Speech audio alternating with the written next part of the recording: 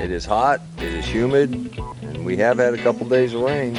But it is Saturday the 11th, and you know what that means. Subscriber submissions. I guess Sheena just planted out her raised bed with some leggy squash that had spent too much time in the greenhouse. She wanted to let everybody know how well they've established, and these butternuts are growing very well. And everybody's going to want to see the harvest on this. Thank you for your submission. I had a subscriber comment on how the horseradish was doing. This is the big block we planted second. The next three are the ones that were so badly covered in mold that we washed off at the peroxide. They're doing great. I believe these two are cross-pollinated with zucchini. We picked a couple last night that were obviously getting ripe. They had pretty good orange on one side. About ready to cut them open and show you what's inside. That'll be on the next video. Jim did indicate he had a lemon or two. You did not disappoint. You definitely have lemons. We want to see these things grow.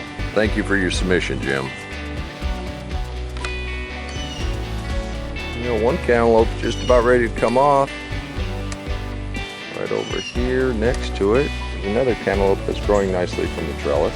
We've got a new subscriber, Jose, who sent in how he's using the small area next to his yard fence. He boxed it in with some mesh screen. The cucumbers seem to be climbing on it and loving it. Those tomatoes and peppers are starting to really produce. Thank you, Jose. Your garden really is doing well, and it's starting to produce.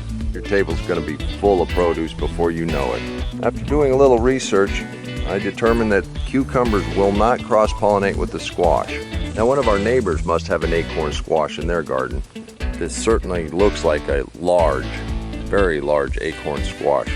We did harvest one of them. We're going to go ahead and cut that open in the reveal. When we saw Grandma's garden last, it was just going in.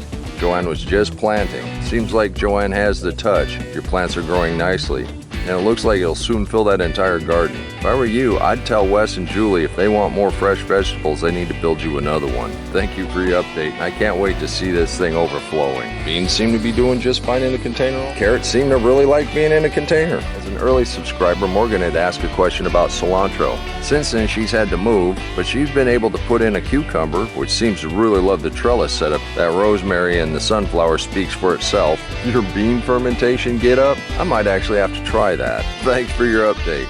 I'm hoping that this is cross-pollinated with the zucchini and that the flesh is more zucchini-like. I'm going to get a bunch more zucchini relish. In only a few weeks, Walter's backyard corner has gone from small plants to the dining room table. I would say the credit goes to the cook. Walter, your efforts speak for themselves. Your family will be eating well the rest of the summer. Thank you, and keep us posted.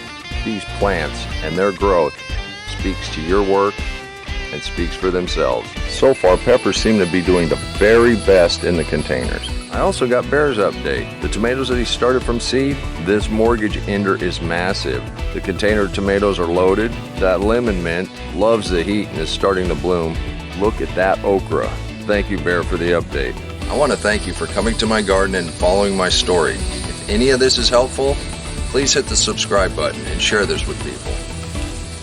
It's a journey, and I'm trying to show you every step of the way. I'm canning as fast as I can. I'm freezing. We got a bunch more to pick.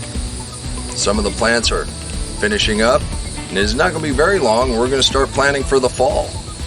There's quite a few things at the end of July. As soon as this heat breaks, we're going to go with Wes's unique plants. Here's a beautiful Sotol that was planted from seed. This is native to the hill country of Texas. This Zone 7 hardy lantana has been thriving in Owasso, Oklahoma for over 4 years. Wes also started these dwarf chickapin oaks from seeds. This container of California fan palms grow very fast and do well in containers. But to top off this segment, the bloom of the desert willow tree, native to West Texas. But like I said, we'll see what we get. All right, until the next video, take care of yourself, take care of your family. God bless you. I'll see you later.